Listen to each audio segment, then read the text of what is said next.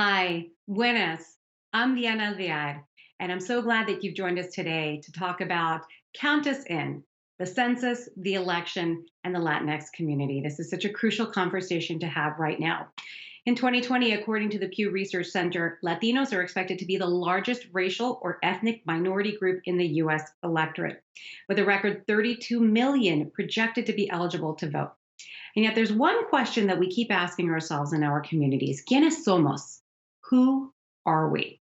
That's because whenever we're counted for anything, whether it's a job or a mortgage or insurance, we're expected to define, to be able to tell people our race and ethnic background. And that's not always easy to define, especially not on paper. So, the purpose of this panel is not to stir up controversy, but rather to make sure that we educate ourselves and have these important conversations with ourselves, with our Latinx community, and beyond.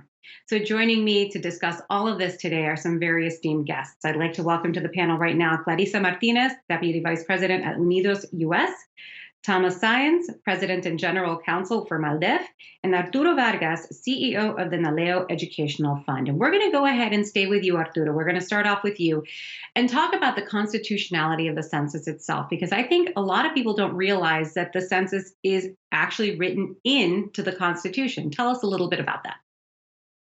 Thank you, Deanna. And, I was supposed to be a history teacher at the high school level.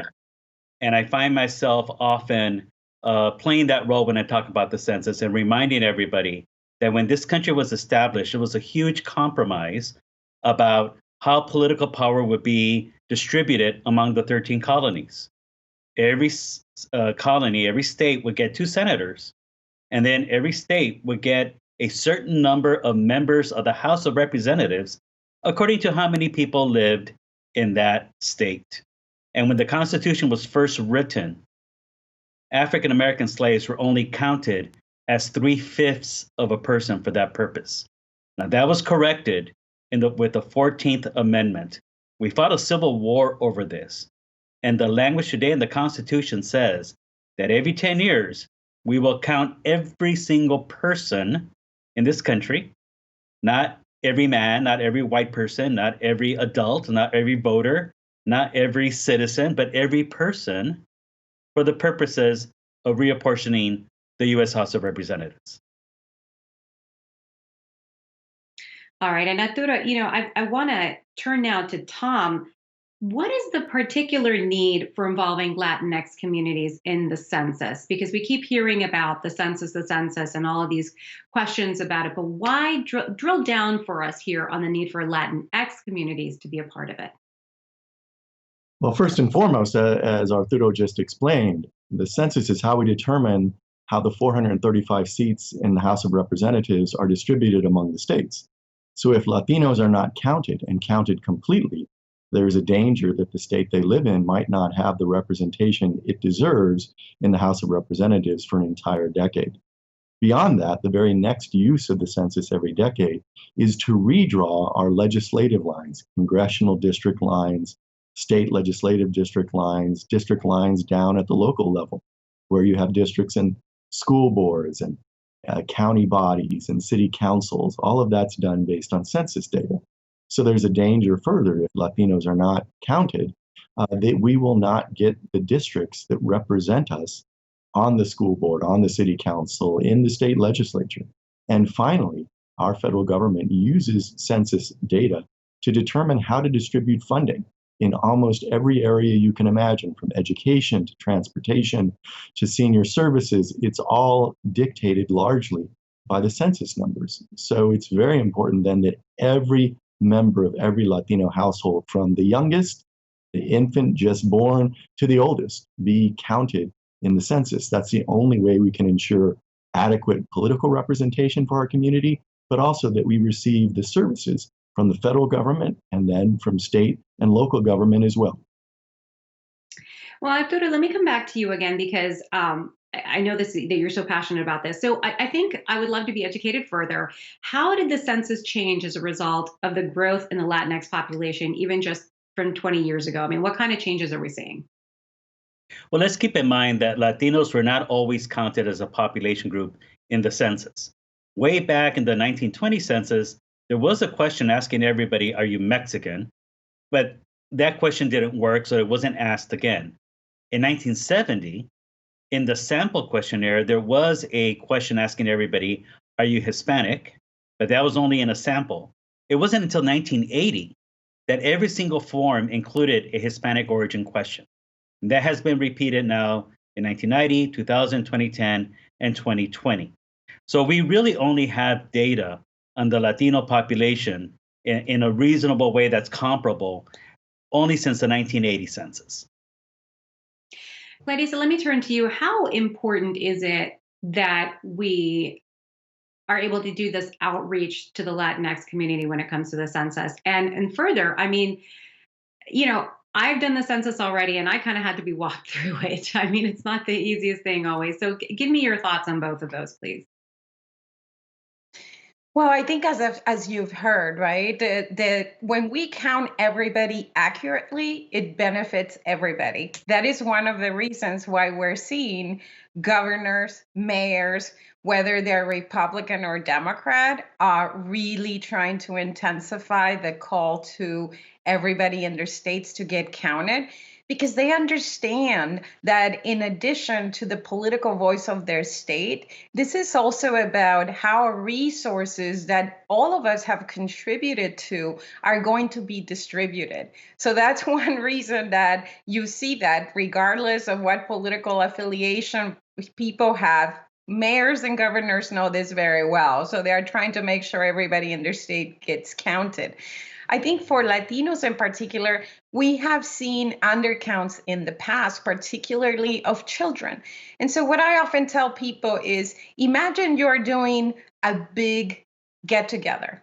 The first thing you want to know is how many people are coming so you can make sure that there's enough food and there's enough room and seats for everybody. The census is similar. And so therefore, having that accurate count allows not only the federal government, but it's state and local governments to make good decisions. If you know that there's a particular area where the child population is growing, that would be a good area to put a school as opposed to something else. But without that information, you wouldn't be able to do that. And one of the things we know at the moment, particularly where it relates to the Latino community, certainly to everybody in our country, is that the pandemic is having hugely destabilizing effects, and people are worrying about very crucial things. We've also heard among Latinos who have not yet responded to the census, nearly half of those who have not responded say that they either didn't get or they misplaced their census mailer that has their census ID. So for them and for other members of other communities that are facing that, you can still respond. You can go online or you can call one of the lines in so many languages, and actually there will be a link online where you can click if you don't have your census ID so that you can land on it through your address. At the end of the day, the reality is this. In a land like ours, the United States, where our motto is out of many one, that's who Latinos are. Latinos are an ethnic group, and we can be Black, we can be Indigenous, we can be white, we can be all the beauty that the U.S. is, and therefore making sure that all of that is counted is crucial, not only for the moment, but for the decisions that we make over the next 10 years. No, absolutely, Clarissa. Because when I was filling mine out, sometimes I have my own questions, am I white? Am I brown? What am I? So what is your best advice to people who listen saying, wow, I don't fit in a box? Arturo, you can go ahead with that question. Oh, I'm sorry. You cut out a little bit there, Diana. Well, the thing is that in the census, this is about self-identification. It's how you decide you want to define yourself. And there's two questions in the census. One asks everybody, are you Hispanic, yes or no? Now, according to the Census Bureau, being Hispanic is the one ethnic group in the country. Now, many of us will say, well, that's ridiculous. But that's the definition that the Census Bureau uses. Either you're Hispanic or not Hispanic. And if you are Hispanic, you can identify yourself as being of Mexican origin, Puerto Rican, or Cuban. There's a box for each of those three, or other, but you have to write that in. Write in Salvadoreño, Dominicano, Argentinian, Colombian, whatever ethnic group or national origin with which you identify, so that you can be counted as part of that group. And it's really important that Latinos are able to self-identify themselves in this question, because those numbers are then used, as Tom described, for drawing legislative districts. So we know where Latinos live, so we can draw districts in a way where Latinos can elect a candidate of their choice. Separate from that is race. Now, the Census Bureau, again, has a different definition of racial categories, as you see here. White, African American or Black, a number of Asian backgrounds, Native Alaskan, a Native Hawaiian, and indigenous populations. Now, according to the Census Bureau, these are the only races in the country. Now, we may not identify with those, and there's a catch-all down at the bottom called some other race. The thing about this question is that you can mark as many boxes as you want: white and Black, white, Black and Asian, indigenous and Native Alaskan, because those rules permit that. But you can also mark some other race. And in fact, about half of Latinos, after having answered the Hispanic origin question, will look at this race question and say, what are you talking about? What race am I? I just told you I'm Mexican. And so they'll mark some other race, and then they'll write in Aztec or Tarahumara or Chicano or whatever. But the problem with the some other race category, which is why the way the Census Bureau collects this information is so flawed, is that the federal government, OMB, the Office of Management and Budget, says there's no such thing as some other race. And so the Census Bureau has to go back and figure out, well, what race is this person actually, because some other race doesn't exist. Now, the Census Bureau has been trying to do research to improve the way to ask these questions. And they had a plan, but unfortunately, they weren't permitted to go forward with it in 2020. Wow, that is absolutely fascinating. You really are our chief educator here right now. Thank you so much. Now, I want to turn to you because there's been a lot of talk about the census in the news and some court decisions. Can you walk us through the latest court decision and how that affects the Latinx community? We have a number of issues going on. All of them relate to the Trump administration basically politicizing our census. Now, you can imagine, because the census relates to political representation, there's always political concerns that animate the taking of the census. But really, this year, we've seen an unprecedented politicization. And that's largely about the Trump administration's effort to see that our community, the Latino community, is undercounted. And they've done that in a number of ways. This goes back to adding, or attempting to add, a very late citizenship question. The sole purpose of adding that question was to deter participation in our Latino community.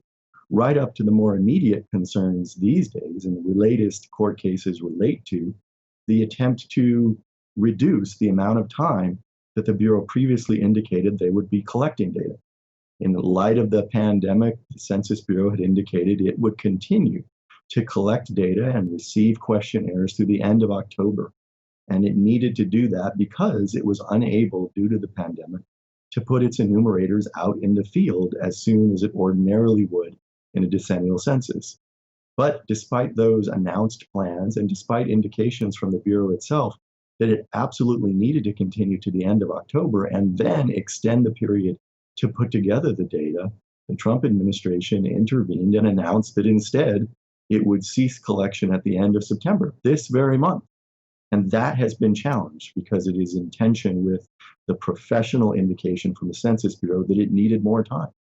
We also have very recently, and in court, an attempt by the Trump administration to discount, subtract all undocumented immigrants from the count that's used to apportion, to divide the 435 seats in the House of Representatives. Now, that was from a memo that Donald Trump himself issued. It is contrary to the Constitution, as Arturo told us at the beginning of the program.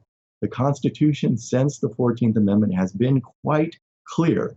Every person, and under our Constitution, person means person, Every person is to be counted in apportioning the seats of the House of Representatives. Nonetheless, the Trump administration is attempting to require the Census Bureau to complete the count and then subtract some estimate of the undocumented population from each state before distributing the 435 seats in the House of Representatives.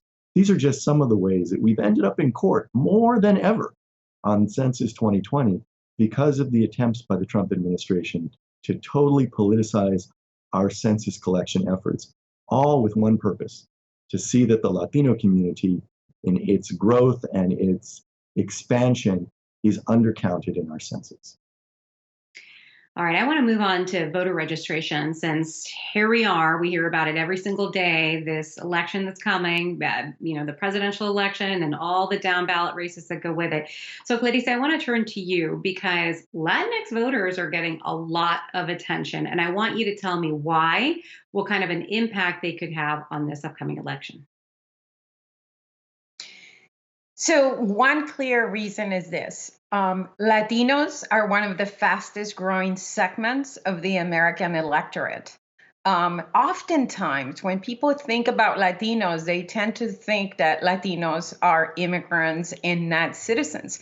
The reality is that 8 out of 10 Latinos in our country are United States citizens.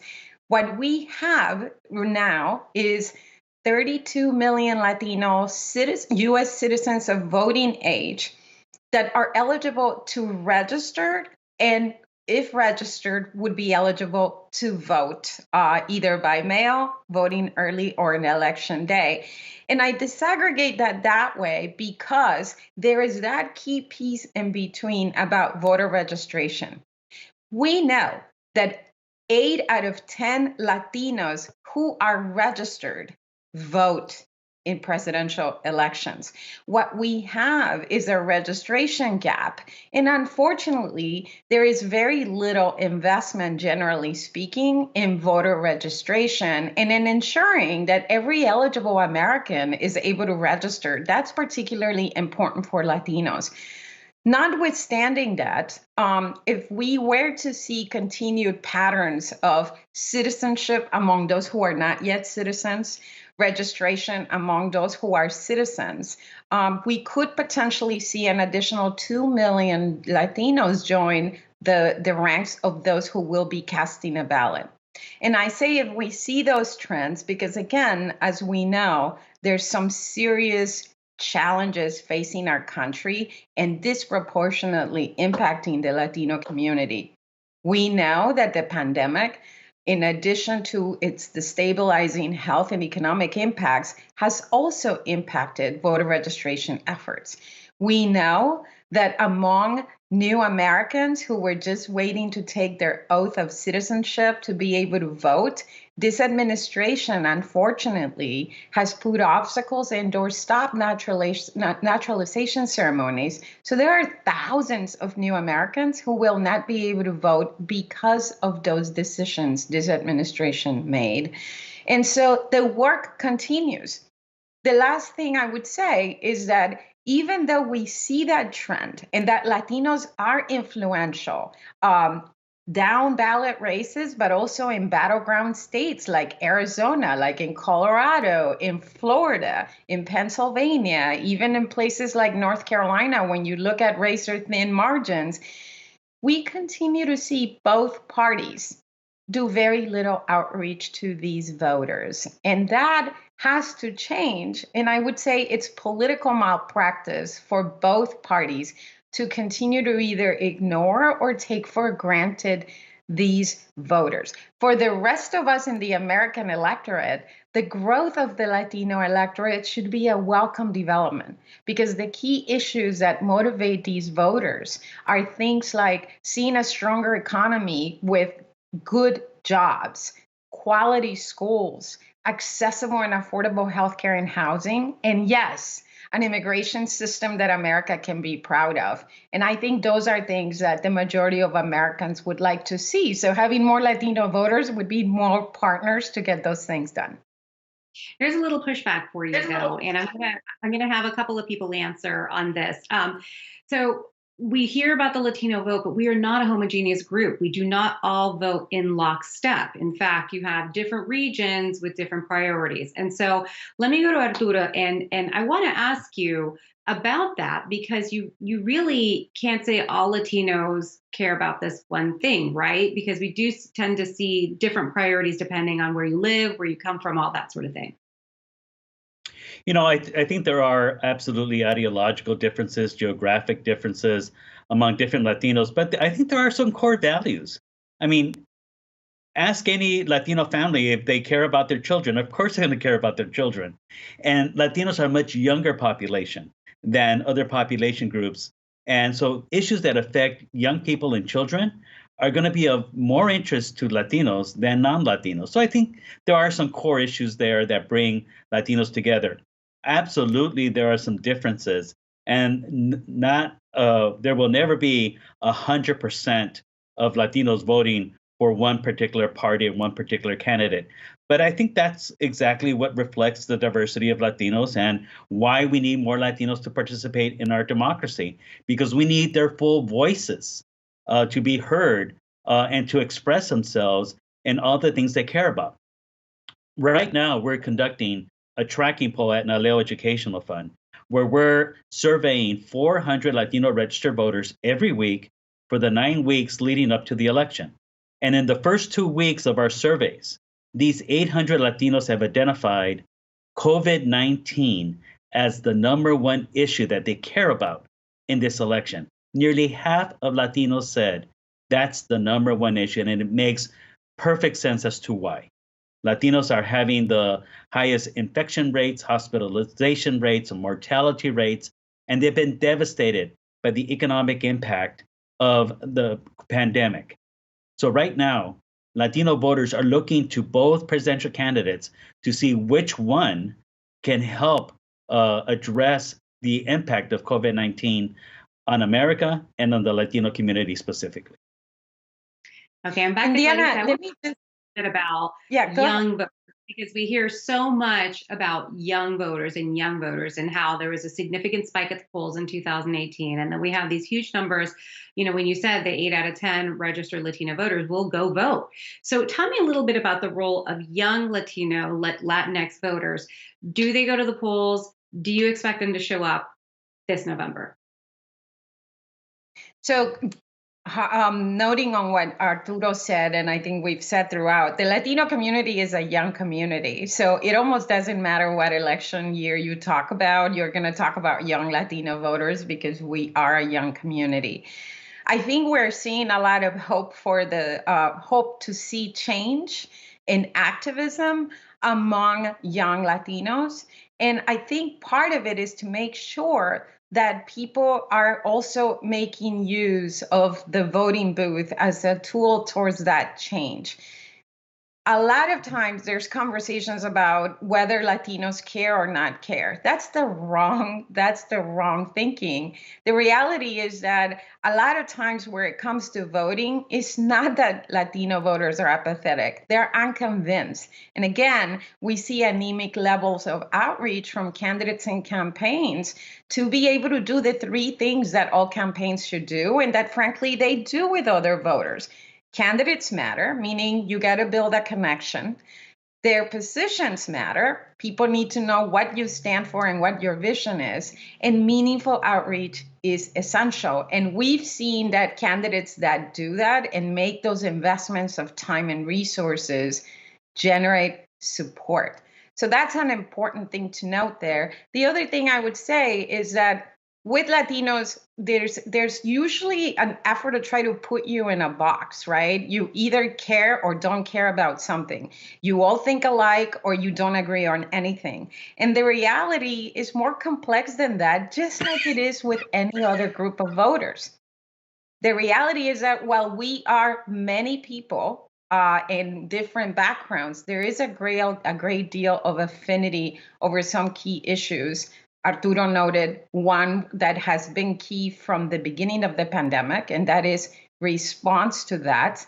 And there are a number of other things like that. Another thing to note is that while Latinos have one of the highest rate of labor force participation and believe in hard work, and doing what you can. They also believe, whether they are Republican or Democrat, that government has a responsibility to play as a partner in making sure that opportunity and access are available to people. So there's enough common ground there to actually do that work as a community, and candidates need to do their work too. Absolutely. Well, let's turn to Thomas for my next question. So, compared to 2016, the last time that we elected a president, what have we seen in terms of voter registration in the Latinx community? I know we've been talking a little bit about it, and we've got these impressive stats, but right now, what are we seeing in terms of registration amid all of these difficulties with the pandemic and the economic difficulties and all of that? Well, I think, as you've heard, because of the youth of our population, we are the future electorate in this country. I'll give you an example. As I sit here in California, as Arturo does, 54% of 12th graders in the entire state of California are Latino. Now, those are the 17 and 18-year-olds that will be looking to participate in our elections. They are the future. Even today, 27% of voters registered in the state of California, the largest state in the country, are Latino. That's over a quarter. So youth, who are the future of voting in every community, but particularly for the Latino community, we have seen since 2016 an increased interest in civic engagement. Don't even need to look at participation in the 2018 elections. All you have to do is look at what's going on in our streets. We've seen a Black Lives Matter movement reinvigorating and really sparking a deeper conversation about issues of systemic racism.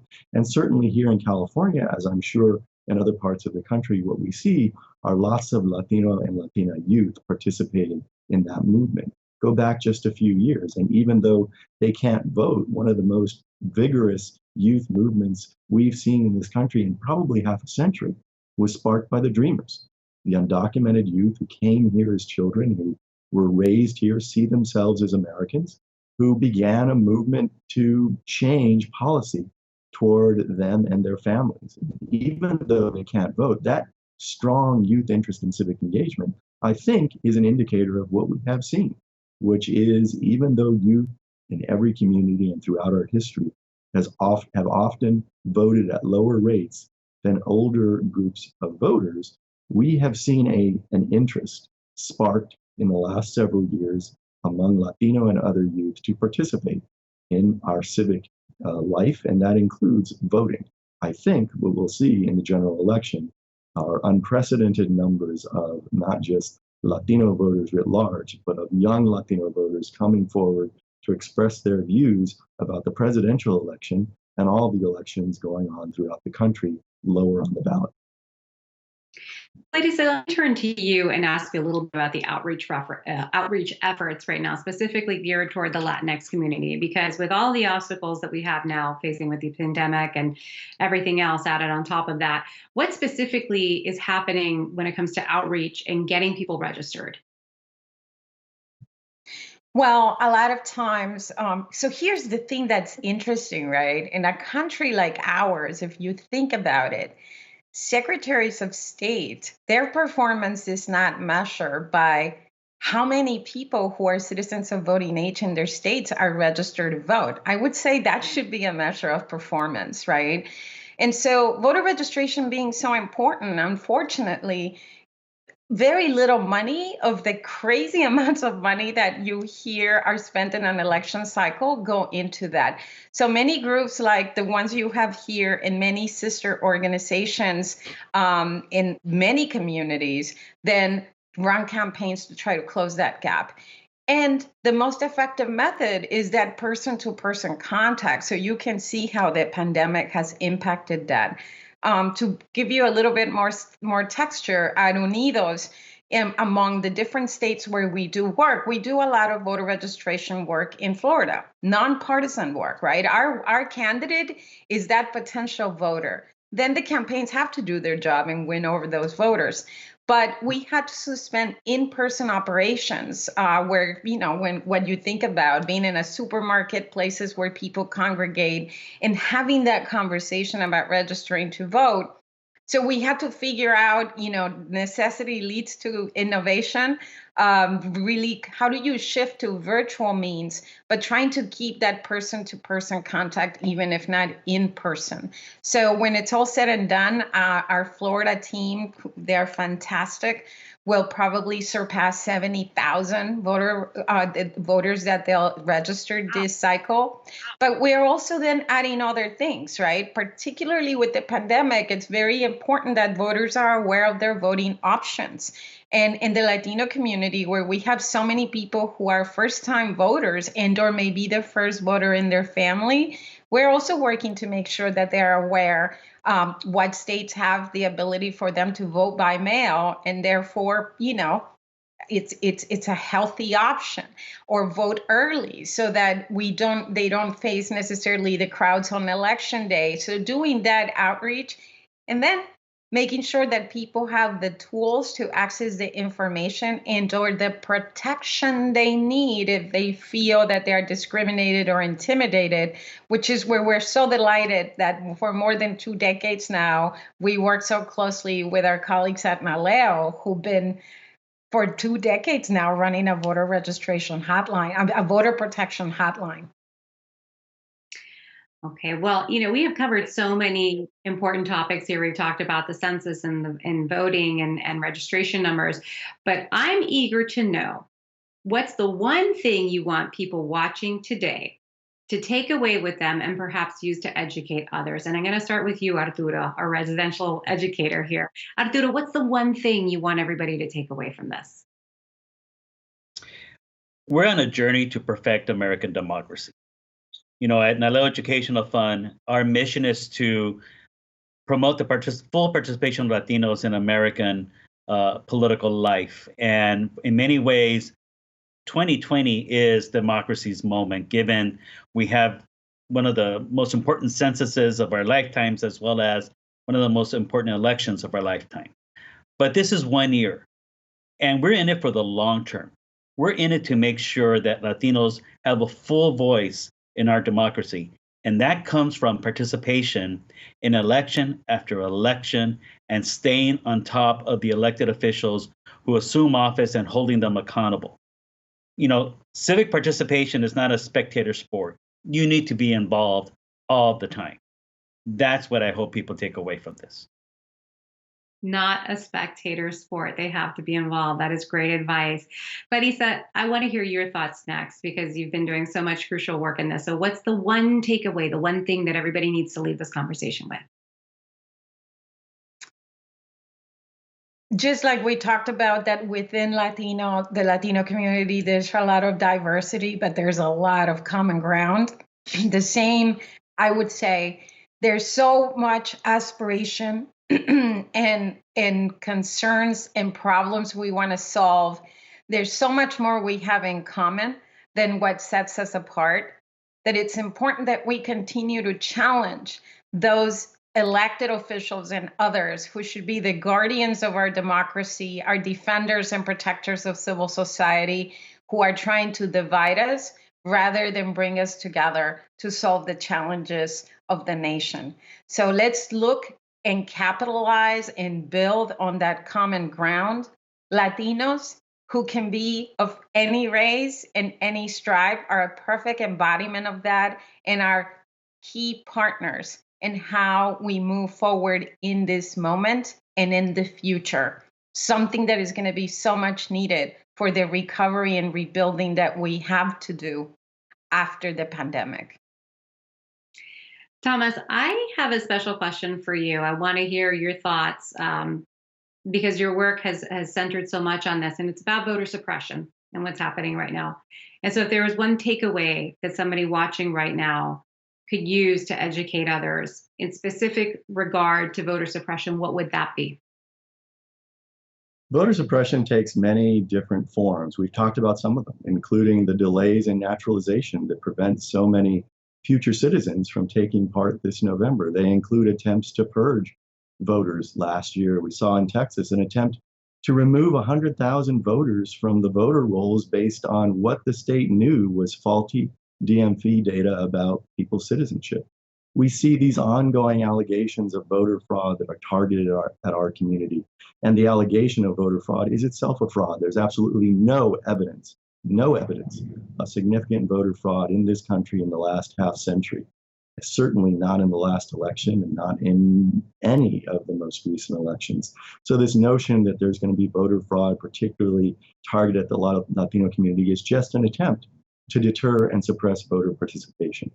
And the lesson that I think we should all take from that is that we have to work harder. We have to work even more tenaciously to ensure that every one of us counts. The Latino community that I know is a community of strength, a community of courage, a community of resilience. When someone puts an obstacle in front of us, we work together to overcome that obstacle. And what we see today are obstacles trying to make us not count in the census, not count in reapportioning the House of Representatives, not count by not having your vote counted at the polls or by mail. What we have to do in response to those barriers is all of us work together to make sure that every Latino counts in the census, counts at the polls, counts in civic engagement every day. That's the Latino community I know that responds to attempts at voter suppression by working even harder to make sure we can all vote. Well, my parents came to this country for freedom, so that's a value that's very deep in our family and in our hearts here. I would like to make a request. Would any of the three of you like to give some consejo en español to our viewers right now? Anybody? Any takers? Arturito. Me too. We'll start with Arturo and then you, Clarissa. Gracias. Gracias. Yo quisiera aconsejar a todos mis latinos que están escuchando esto que por favor, si tienen ese derecho de participar en las elecciones y son ciudadanos de edad, tienen que ejercer ese derecho. Si no se han hecho ciudadanos y cumplen con los requisitos, por favor, empiecen el proceso de hacerse ciudadanos. Y si uno no puede hacer ninguno de esas dos cosas, sí podemos apoyar a otros a que participen, porque todos tenemos que tener juntos como una comunidad una voz completa. You must vote and you must have a voice. Gracias, Arturito y Clarissa. Is it okay I call you Arturito? My uncle's named Arturito, so I felt my mother calls me that.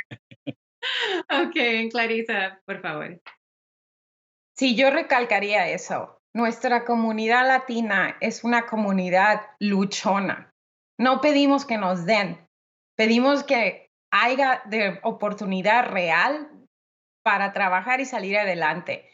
Y es por eso que muchas veces, aunque no nos mueva mucho un político o el otro, actuamos por nuestra comunidad. Si usted ya lo ha hecho, ayude a su familia y amigos a que responda al censo. Si usted califica y no se ha registrado, hágalo o ayuda a alguien que lo haga. Y si ya están registrados, hay que animarnos a salir a votar, ya sea por correo, temprano o el día de la elección. Tenemos solo 3 semanas para cuando se cierra la temporada de registro de votantes en muchos estados. Tome ese paso ahora. Y si está en su casa y no puede salir, puede ir a adelanteunidos.com y ahí empezar el proceso de registro en línea. Pero ahorita nuestra comunidad necesita nuestra voz para este momento y para el futuro. Juntos podemos alzar esa voz más fuerte. Clarissa, thank you so much for explaining that now is the time to take part in the census. Now is the time to register and to make sure that your voice is heard, not only yours, but those around you, your family, your friends. Make sure that everybody is counted, because only together can we move forward. That was just a rough translation of what you said. You said it so much more eloquently than me in Spanish. And Thomas, any parting words? Just to say how important this year is for all of us. Not just the census, not just this critical presidential election, but really decisions being made in the next 6 months and the next year that will determine the political future of our country for the next decade. It's so important that despite all of the opposition and all of the obstacles, that we take the steps to be involved. Well, I can't thank all three of you enough. Arturo, Clarissa, Thomas, to have your expertise and to educate us on all things census and voting. I know it can get a little bit different. I mean, we've got 50 states and we've got 50 different ways to do things, but we're so grateful that we have you as resources for our voters and our viewers. And if anybody has any questions, you can go to their websites, UnidosUS, MALDEF, and NALEO, and they will have all the information you need. So from the bottom of my heart and our viewers' hearts, Arturo, Clarissa, and Thomas, we thank you so much for spending time with us. And thank you to our viewers here at Yahoo News watching this. Go out and register to vote. Make sure your voice is heard. Make sure you're counted in that census, because that's the only way we're all going to move forward together in terms of moving this democracy forward. So thank you for your time. This is Latinx Heritage Month. And, let's celebrate what everybody in the Latinx community has to offer. Thank you so much for watching today.